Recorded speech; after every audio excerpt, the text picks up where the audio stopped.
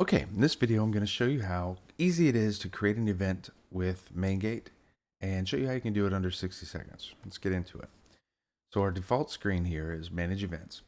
You can click on New Event, or if you have a lot of complex wording for like waivers and things like that, you build it once and then you can just create a template and then duplicate it. So for this one, we're going to use this Simple Tiers template.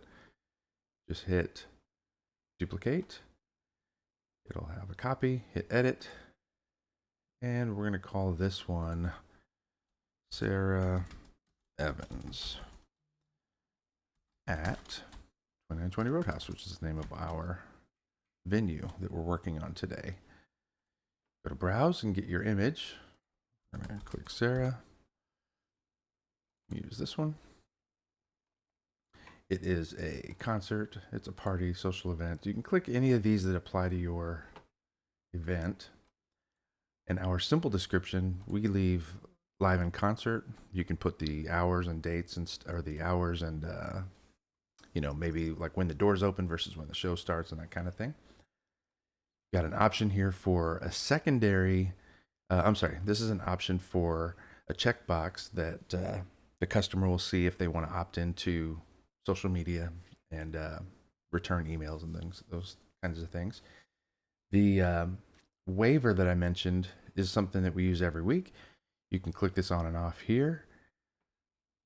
This is, excuse me. This will pop up after they've selected their tickets. It's just a thing that you can either give them additional information or something that says, by continuing, you understand our refund policy or whatever. With them, they've got lots of like what to expect type stuff going on. We also have a secondary terms and waiver checkbox that is, just a box that, again, kind of, it does the same thing, but it does it in a different place in the customer journey. And you can use either one or both. Your venue, in this case, it's autofilled because it's the same venue every week. But if you have a touring event, you would just put in your new venue information here. The dates, let's see, for this one, it's November 12th. I had to go back and look at that picture there. Just click here, select, go down to November 12th. Start time and the end time. And in this case, it's a one-time event. But if you're having a daily one, daily shows or different things, weekly, monthly, timed entry event, all that's done in this area here. If you have only a certain number of tickets available, you'd put that number here. But in this case, we're just going to hit save and continue. If it is a seated event, we would help you with the seating chart and we would send you a special code that you would plug in. In this case, we will put it in here. Oops, sorry, that's not this. We would plug in a certain, if you wanted to edit it, it's here, but because we don't have it plugged in for you, it doesn't show. But anyway, when you click this, it would have the seating chart code and that kind of thing. For now, we're going to move on down. Display entry times is if you just want to have the time the doors open. You can also, if you deselect this, it'll show when the event ends. In this case, it actually ends at midnight or 1 or whenever the show gets over. But so we're going to leave that there. You can put a custom label. Again, we say doors open at, and then the blank is filled in with a 6 p.m. But you can say showtime. You can leave it blank. In this case, we've got multiple tier pricing. We've got the price VIP, premium, reserved seating, general admission, party deck. For this particular event, we're also going to have a meet and greet. I'll hit save there. Now, this is the actual ticket, so we're going to put Sarah Evans. And for a normal event, you would just put your pricing here. You wouldn't have these little things down here, but because this is a seated event with multiple tiers, this shows up in your ticketing section. Normally, you would just put in your pricing here, and you'd have the option to absorb the main gate fee pass the main gate fee on to the customer, or use a different fee. In their case, they have a $2 fee. They want to add a little bit to the main gate fee. We're going to pass along the credit card processing. And if there's a venue, a facility fee, you can check this box here and it'll open up and you plug in whatever that fee is. So for this one, the pricing is $125 for the premium VIP seats. It is $100 for the, I'm sorry, I said VIP. $100 for premium, $75 for reserved tables, $75 for reserved seats, and let's see, $60 for general admission, $60 for the party deck, and $175 for the VIP. Here, we're telling it what type of ticket this is. In this case, it's a regular, admission tickets. We're not going to apply these, but if you want to add merchandise tickets, like you want to pre-sell VIP bags or t-shirts or any of that stuff, you would click this. If it's a parking pass, you would click that. If it's a drive-through type event, you would click this. You can create bundles where you can, have a family 4-pack. If it's something that, like for some events, they don't want the kids' tickets to affect the ticket cap, so you would, if it was that kind of thing, you could click this. If you don't want it to be included in promo codes for whatever reason, like if it's already a discounted ticket and you don't want to discount it more, if they're using a promo code that you have going on, you can click that.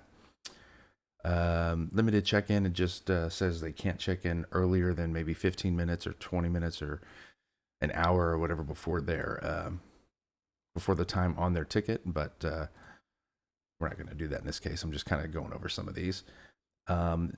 If there's only a certain number of these tickets, like if this is a VIP ticket and you only have 50 of them, you would put that number here and you would tell the system if you want that to just be for this particular instance or for the overall event. Like if it's a timed event or a daily thing versus, the whole thing. For parking, sometimes we'll use a required minimum. So we have to have at least one parking pass. There might be other reasons you'd need this. You can also put a maximum of how many tickets can be sold per order. When the tickets go on sale, when you want to have the tickets end. In this case, if it's a special price ticket and you only want it to be available on Fridays, you can deselect all of these days and it will show up but only be available for the Friday date of the event. I think that's it. Oh, and this tells you that the ticket's available everywhere, online only, the point of sale only, or if you want to hide it and only have your admin people see it, you would click this. This is handy if you're going to do bundles and you want to have, let's say there's a Friday and Saturday event. You can create a special ticket that's only good for Friday, another ticket that's only good for Saturday, and then just hide them because you're not really selling those like that. And then you buy a 2-day pass, and then the 2-day pass will select one of each of those tickets in your bundle and make it sellable like that. Anyway, that's about as complex as it gets and as complex as you need, except that I did not change the date. So I need this to end on the date of the event. With them, they like to turn off tickets at 2 o'clock the day of. So we have the day of the event and 2 p.m. So when that date's reached, the tickets will automatically go off sale. Voila. I won't take a whole lot of time on these, but you've got cart discounts where you can do a group discount where you can say 8 people, let's say. If there's a group of 8 or more, they'd get 10% off, something like that. You can do cart discounts for seniors and military and those kinds of things. These will show up on the ticketing page. So it's not like a promo code. This will actually show up. So if it's a senior and they get the senior discount, at the door, you'll check their ID or assess that they're actually a senior, that kind of stuff. Promo code stuff is here. You can add a promo code, however many times you want that code to be used, what the discount for that code is, and then the type of discount. The options we have here are percent off of the ticket, a dollar amount off the ticket, a buy one, get one free, a buy one, get one for percentage off, a total percentage off. This means off the total order amount, so including taxes or fees or whatever, and then a total dollar amount off of the total, again, off of the whole order. You can tell it which tickets you want the promo code to apply to if you want. You can have the promo code start and end on a certain day or only be available on certain days. So pretty simple. Here's where you'd plug in your social media stuff. If you're doing US dollar or Canadian, etc. The embed code, so you can plug this right on your website and have it pop up instead of having to go to a third-party site. This has to do with the comparison reporting. Just if you've got 2 or 3 events, like maybe you were there last year and you want to see how ticket sales are going compared to last year, you would plug in that info there. So when you run your report, it will give you a comparison. So it'll say like maybe 30 days out, are we at or better than what we were doing 30 days out from the previous event. Customized ticket email. With this group, they do the same sort of thing that they have on the waiver, but this will actually print out on their ticket email. I say print out, it'll display. That way there are no, that way they know it's been seen. But you can also put, coupon stuff in here. You can put sponsorship stuff in here. Event tracking is for your Pixel. And when the event goes off sale, for them, they have it turn off at 2 p.m., but there's still tickets available at the door. So the message just now says, when they go to buy tickets, it'll say tickets now available only at the door. So that is that. For now, we're going to set this to private and hit send. Okay.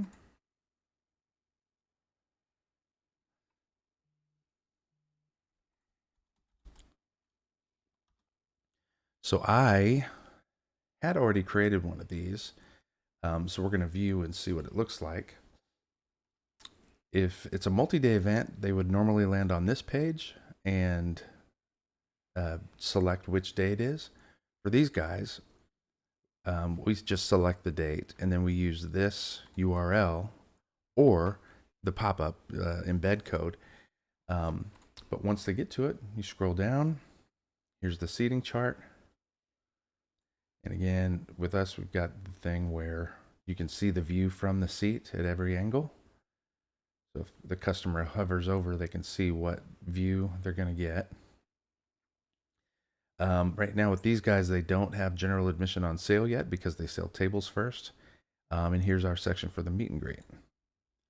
Select how many tickets they want, hit confirm, etc. It's all done. Pretty simple. So even at that, it was, 10, 12 minutes for the video, but once you do it, it's literally like a 2-minute process for seated events and under 60 seconds for regular general admission. Hope that was useful.